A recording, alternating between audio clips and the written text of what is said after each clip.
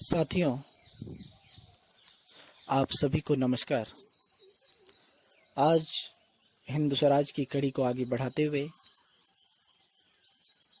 प्रस्तुत है एक ऐसा अहम विषय जिस पर पूरी दुनिया अपने विचार, अपने मत रखती है, जो है सभ्यता। आज जिस यूरोप और अमेरिका ने पूरी दुनिया को सभ्यता का पाठ पढ़ाया, ऐसा कहता है, उनकी उस सभ्यता की जड़ें कहाँ हैं, कहाँ से उत्पन्न हुई वो सभ्यता और उस सभ्यता से अभिप्राय क्या है। इस पर भी गांधी जी ने कुछ टीका टिप्पणी की है।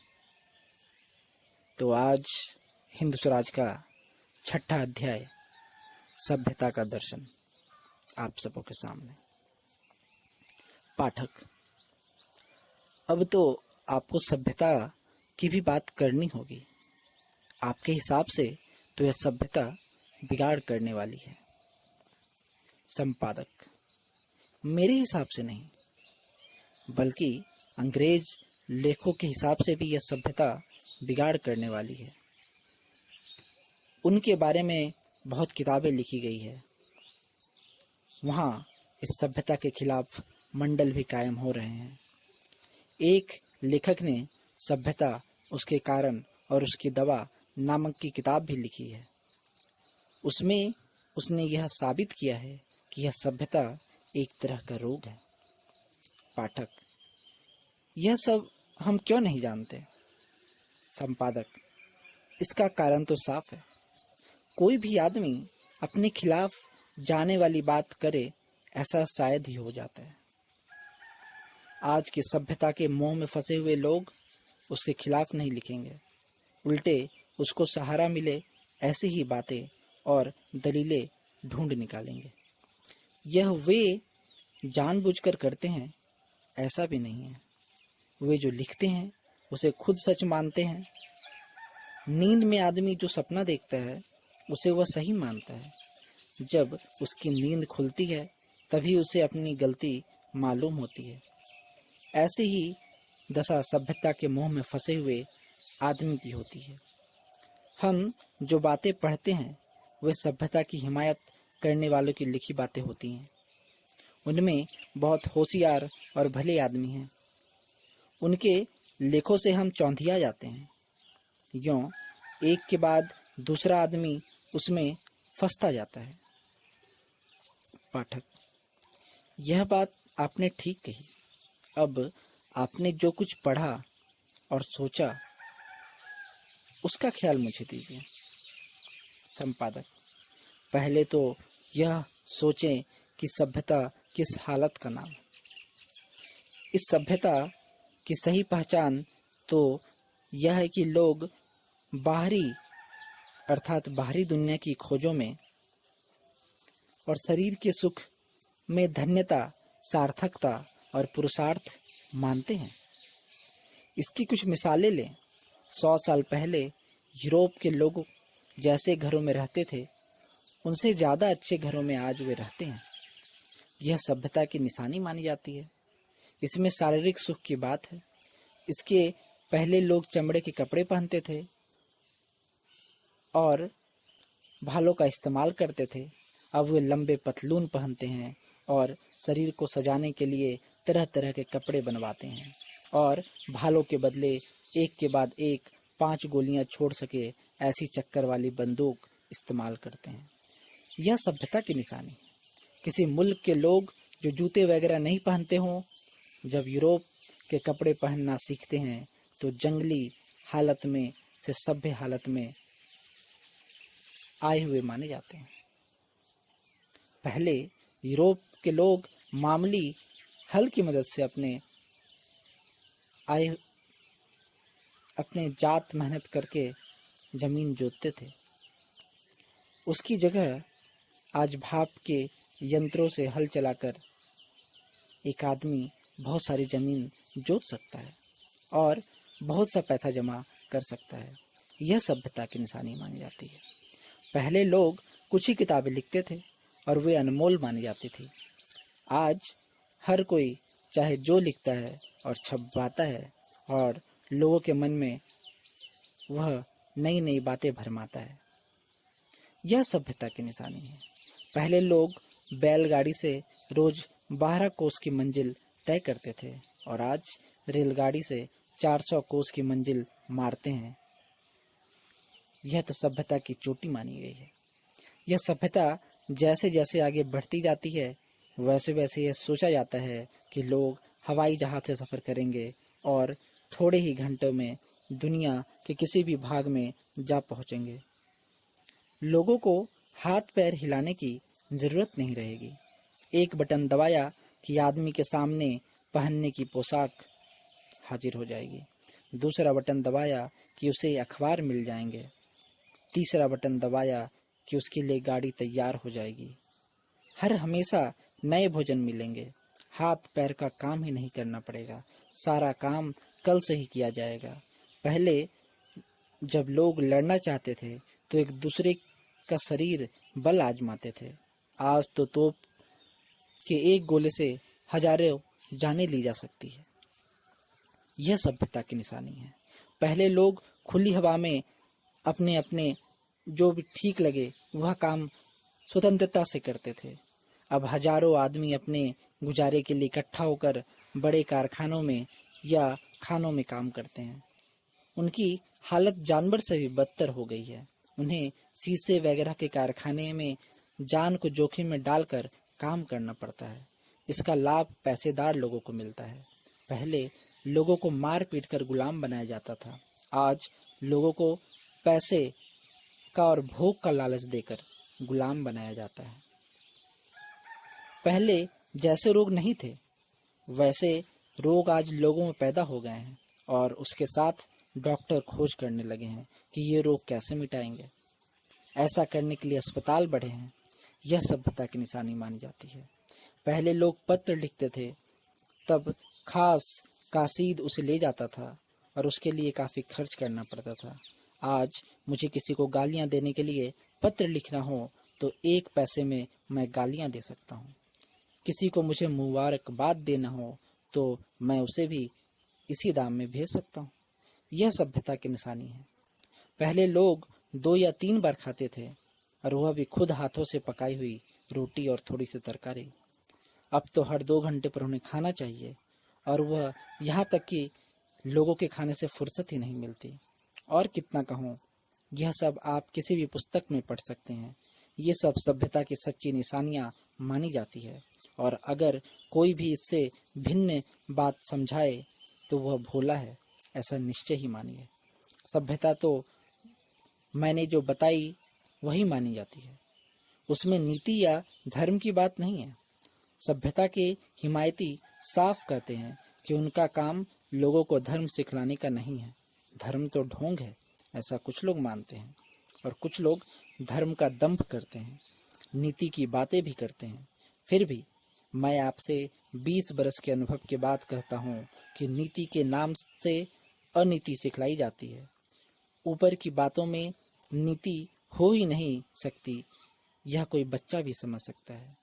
शरीर का सुख कैसे मिले, यही आज की सभ्यता ढूंढती है और यही देने की वह कोशिश करती है, परंतु यह सुख भी नहीं मिल पाता। यह सभ्यता तो अधर्म है और यह यूरोप में इतने दर्जे तक फैल गई है कि वहाँ के लोग आधे पागल जैसे देखने में आते हैं। उनमें सच्ची कुव्वत नहीं है। वे नशा करके अपनी ताकत कायम रखते हैं। एकांत में वे बैठ नहीं सकते। जो स्त्रियां घर की रानियां होनी चाहिए उन्हें गलियों में भटकना पड़ता है या कोई मजदूरी करनी पड़ती है। इंग्लैंड में ही 40 लाख गरीब औरतों को पेट के लिए सख्त मजदूरी करनी पड़ती है और आजकल इसके कारण सफ्रेजेट का आंदोलन चल रहा है। यह सभ्यता ऐसी ही है कि अगर हम धीरज धर कर बैठ गए तो सभ्यता की चपेट में आए हुए लोग खुद की जलाई हुई आग में जल मरेंगे। पैगंबर मोहम्मद साहिब के सीख के मुताबिक यह शैतानी सभ्यता है। हिंदू धर्म इसे निरा कलयुग कहता है। मैं आपके सामने इस सभ्यता का हूबहू चित्र नहीं खींच सकता। यह मेरी शक्ति के बाहर है, लेकिन आप समझ सकेंगे कि इस सभ्यता के कारण अंग्रेज प्रजा में सड़न ने घर कर लिया है। यह सभ्यता दूसरों का नाश करने वाली और खुद नाशवान है। इससे दूर रहना चाहिए और इसलिए ब्रिटिश और दूसरी पार्लियामेंट बेकार हो गई हैं। ब्रिटिश पार्लियामेंट आज अंग्रेज प्रजा की गुलामी की निशानी हो गई है, यह पक्की बात है। आज पढ़ेंगे और सोचेंगे तो आपको भी ऐसा ही लगने लगेगा।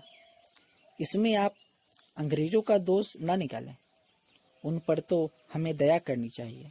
वे काबिल प्रजा हैं, इसलिए किसी दिन उस जाल से निकल जाएंगे, ऐसा मैं मानता हूँ। वे साहसी और मेहनती हैं, मूल में उनके विचार अनीति भरे नहीं हैं, इसलिए उनके बारे में मेरे मन में उत्तम ख्याल ही हैं।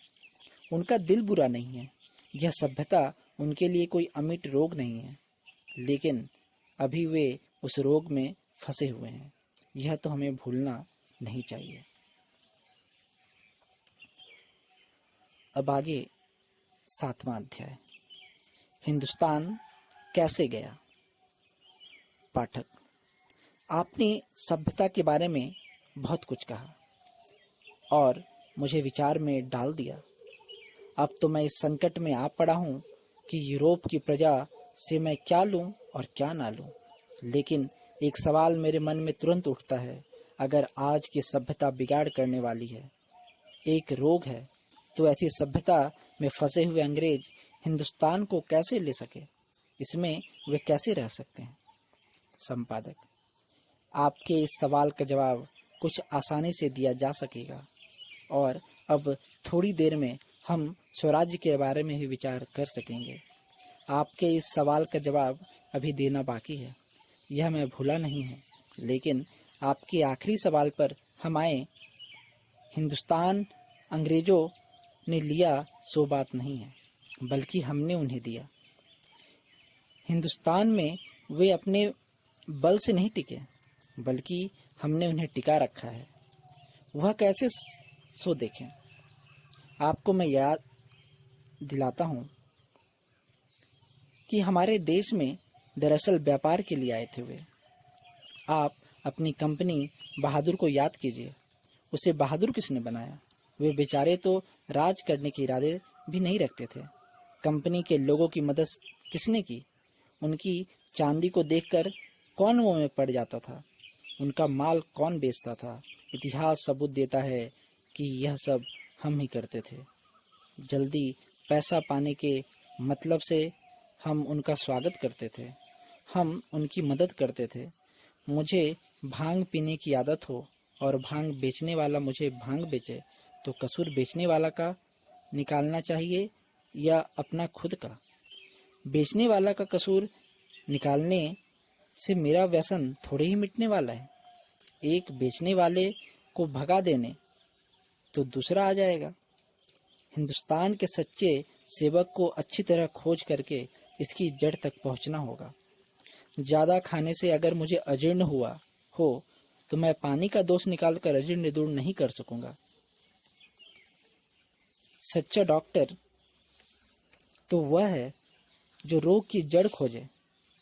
आप अगर हिंदुस्तान के रोग के डॉक्टर होना चाहते हैं तो आपको रोग की जड़ खोजनी ही पड़ेगी। पाठक, आप सच कहते हैं। अब मुझे समझाने के लिए आपको दलील करने की जरूरत नहीं रहेगी। मैं आपके विचार जानने के लिए अधीर बन गया हूँ। अब हम बहुत ही दिलचस्प विषय पर आ गए हैं, इसलिए मुझे आप अपने ही विचार बताएं। जब उनके बारे में शंका पैदा होगी तब मैं आपको रोकूंगा। संपादक, बहुत अच्छा, पर मुझे डर है कि आगे चलने पर हमारे बीच फिर से मतभेद जरूर होगा। फिर भी जब आप मुझे रोकेंगे तभी मैं दलील में उतरूंगा।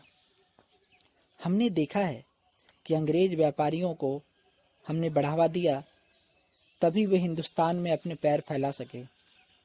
वैसे ही जब हमारे राजा लोग आपस में झगड़े तब उनकी कंपनी बहादुर से मदद मांगी। कंपनी बहादुर व्यापार और लड़ाई के काम में कुशल थे। उसमें उनकी नीति अनीति अड़चन नहीं थी। व्यापार बढ़ाना और पैसा कमाना, यही उनका धंधा था। उसमें जब हमने मदद दी तब उसने हमारी मदद ली और अपनी कोठियाँ बढ़ाई। कोठियों का बचाव करने के लिए उसने लश्कर रखा। उस लश्कर का हमने उपयोग किया, इसलिए अब उसे दोष देना बेकार है। उस वक्त हिंदू मुसलमान के बीच बैर था। कंपनी को उससे मौका मिला। इस तरह हमने कंपनी के लिए ऐसे संयोग पैदा किए जिससे हिंदुस्तान पर उसका अधिकार हो जाए। इसलिए हिंदुस्तान गया, ऐसा कहने के बजाय ज़्यादा सच यह कहना होगा कि हमने हिंदुस्तान अंग्रेज को दे दिया। पाठक, अब अंग्रेज हिंदुस्तान को कैसे रख सकेंगे, सो कहिए। संपादक, जैसे हमने हिंदुस्तान उन्हें दिया वैसे ही हम हिंदुस्तान को उनके पास रहने देते हैं। उन्होंने तलवार से हिंदुस्तान लिया, ऐसा उनमें से कुछ कहते हैं, और ऐसा भी कहते हैं कि तलवार से वे रख सके हैं। ये दोनों बातें गलत हैं। हिंदुस्तान को रखने के लिए तलवार किसी काम में नहीं आ सकती। हम खुद ही उन्हें यहाँ रहने देते हैं। नेपोलियन ने अंग्रेज़ों को व्यापारी प्रजा कहा है। यह बिल्कुल ठीक बात है। वे जिस देश को रहते हैं उसे व्यापार के लिए रखते हैं। यह जानने लायक है, उनकी फौजें और जंगी बेड़े सिर्फ व्यापार की रक्षा के लिए ही है। जब ट्रांसवाल में व्यापार का लालच नहीं था, तब भी मिस्टर ग्लैडस्टोन को तुरंत सूझ गया कि ट्रांसवाल अंग्रेज़ों को नहीं रखना चाहिए। जब ट्रांसवाल में व्यापार का आकर्षण देखा, तब उससे लड़ाई की गई और मिस्टर चैम्बरलेन ने यह ढूंढ निकाला कि ट्रांसवाल पर अंग्रेज़ों की हुकूमत है। मरहूम प्रेसिडेंट क्रूगर से किसी ने सवाल किया, चांद में सोना है या नहीं? उसने जवाब दिया, चांद में सोना होने की संभावना नहीं है, क्योंकि सोना होता तो अंग्रेज अपने राज के साथ उसे जोड़ देते। पैसा उनका खुदा है। यह ध्यान में रखने से सब बातें साफ हो जाएगी। तब अंग्रेज़ों को हम हिंदुस्तान में सिर्फ अपनी गरज से रखते हैं। हमें उनका व्यापार पसंद आता है। वे चालबाजी करके हमें रिझाते हैं और रिझाकर हमसे काम लेते हैं। इससे उनका दोष निकालना उनकी सत्ता को निभाने जैसा है। इसके अलावा हम आपस में झगड़कर उन्हें ज़्यादा बढ़ावा देते हैं। अगर आप ऊपर की बातों को ठीक समझते हैं तो हमने यह साबित कर दिया कि अंग्रेज व्यापार के लिए यहाँ आए, व्यापार के लिए यहाँ रहते हैं और उनके रहने में हम भी मददगार हैं। उनके हथियार तो बिल्कुल बेकार हैं। इस मौके पर मैं आपको याद दिलाता हूँ कि जापान में अंग्रेजी झंडा लहराता है, ऐसा आप मानिए। जापान के साथ अंग्रेज़ों ने जो करार किया है वह अपने व्यापार के लिए किया है, और आप देखेंगे कि जापान में अंग्रेज लोग अपना व्यापार खूब जमाएंगे। अंग्रेज अपने माल के लिए सारी दुनिया को अपना बाजार बनाना चाहते हैं। यह सच है कि ऐसा वे नहीं कर सकेंगे, उसमें उनका कोई कसूर नहीं माना जा सकता। अपनी कोशिश में वे कोई कसर लेकिन नहीं रखेंगे। साथियों, आज 6ठा और 7वां अध्याय यहीं पर समाप्त हुआ, और मैं भी अपनी बात यहीं पर समाप्त करना चाहूँगा। आशा करता हूँ कि यह 2 महत्वपूर्ण शीर्षक आपको पसंद आया होगा, और इसी आशा और विश्वास के साथ आपसे विदा लेना चाहूँगा। आपका क्रांति गुरु। धन्यवाद।